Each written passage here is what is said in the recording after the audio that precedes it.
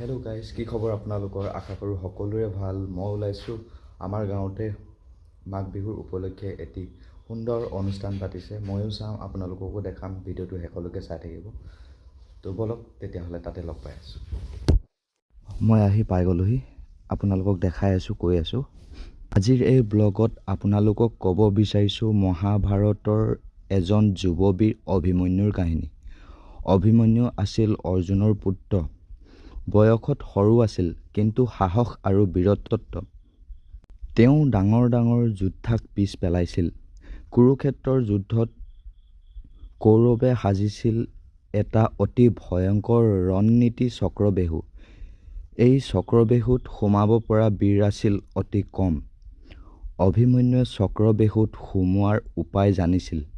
তেতিয়া তেওঁৰ মাতৃ সুভদ্ৰাৰ গৰ্ভত আছিল। তেতিয়া শ্ৰীকৃষ্ণই অৰ্জুনক চক্ৰবেহুত সোমোৱাৰ কৌশল বুজাইছিল। সেই কথা গৰ্ভত থকা অৱস্থাতেই অভিমন্যুৱে শুনিছিল। কিন্তু দুখৰ কথা, চক্ৰবেহুৰ পৰা ওলাই অহাৰ উপায় তেওঁ কেতিয়াও শুনিব নাপালে, কাৰণ মাক শুই গৈছিল। যুদ্ধত অভিমন্যুৱে অকলে বহু বীৰ সৈতে সাহসেৰে যুঁজিছিল। কিন্তু কৌৰৱে যুদ্ধ নিয়ম ভংগ কৰি একেলগে বহুজন হৈ নিস্তত্ব অৱস্থাত অভিমন্যুক নিঃসংগভাৱে হত্যা কৰিছিল। অভিমন্যুৰ এই ত্যাগ আমাক এটা ডাঙৰ শিক্ষা দিয়ে।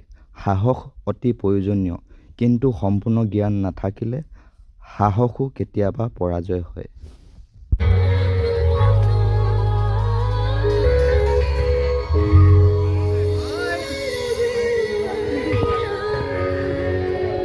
মই ভবা নাছিলোঁ যে মোৰ আধা ঘণ্টা চক্ৰবেহুৰ পৰা ওলাওঁতে লাগিব। সেইখিনি আপোনালোকে বিজ্ঞানসন্মতভাৱে আপোনালোকে যিখিনি কষ্ট কৰিছে, সঁচাকৈ আপোনালোকৰ সৃষ্টিশীলতাক আমি সন্মান জনাব লাগিব।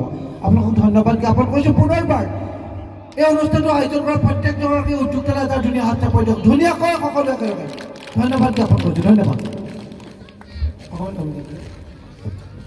আমি সত্যতাত উঠাৰ যি আজি এই অনুষ্ঠান, এই অনুষ্ঠানৰ আমাৰ কাৰণে যিটো সন্মান আগবঢ়ালে, এই সন্মান আমি হৃদয়তাৰে আন্তৰিকতাৰে গ্ৰহণ কৰিছোঁ।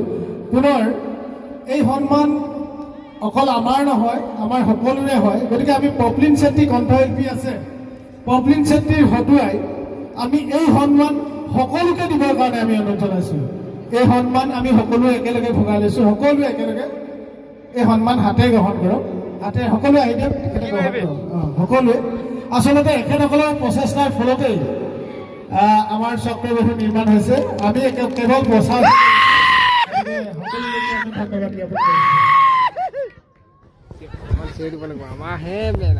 আচলতে ভাল লাগিছে আদিত্যৰ এয়া আচলতে গাঁওখনৰ প্ৰতি আত্মিকতা, এয়া মৰম ভাল পোৱা। হৃদয়বান লোকেহে এনেকৈ পাৰে নিজলৈ আগবঢ়োৱা মৰম সন্মানখিনি ৰাইজৰ বাবে উচৰ্গা কৰিছে। কাৰণ আদিত্যই জানে এইসকল ৰাইজে কিমান কষ্ট ত্যাগ স্বীকাৰ কৰি আপোনাক আমাক একাত্ম কৰিছে। মই সঁচাকৈ ভাল লাগিছে আপোনালোকৰ গাঁওখনত আহি।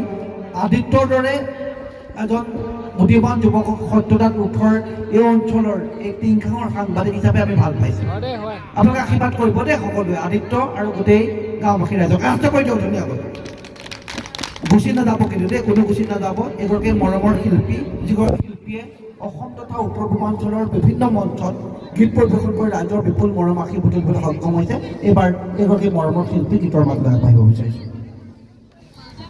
ধন্যবাদ এইটোলা। আৰু বহুত পলম হ'ল, ঘড়ীটো ছিগি থাকিলে মই আনিছিলোঁ জিকি নামৰ।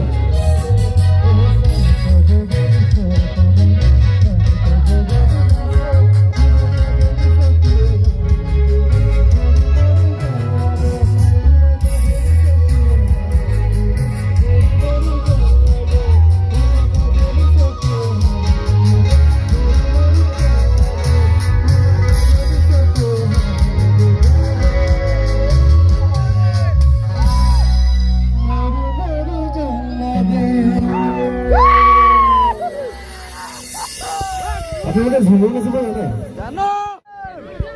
বিহু শুনিবা?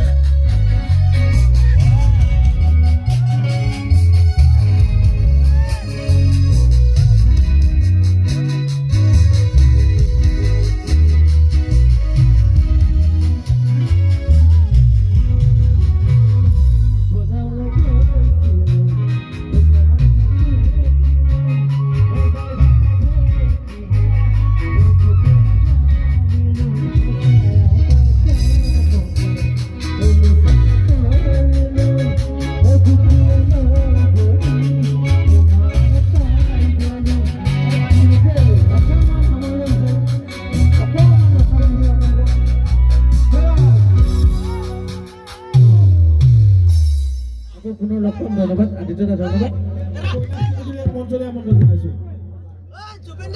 আমাৰ বাস্তৱ কোচক সম্বৰ্ধনা জনাবৰ কাৰণে আমি অনুৰোধ জনাইছোঁ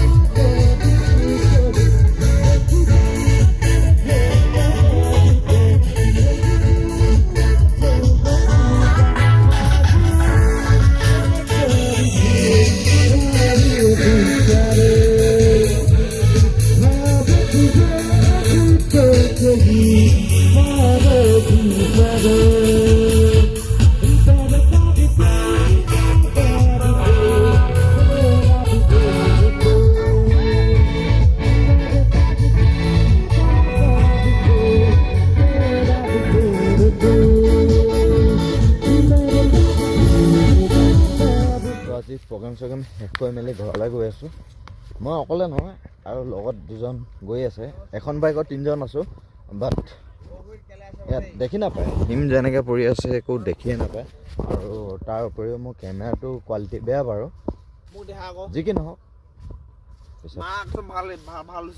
ভৱিষ্যতত যদি কিবা উন্নতি কৰিব পাৰোঁ আপোনালোকৰ মৰমত বা আপোনালোকৰ সহায়ত সেইটো বেলেগ কথা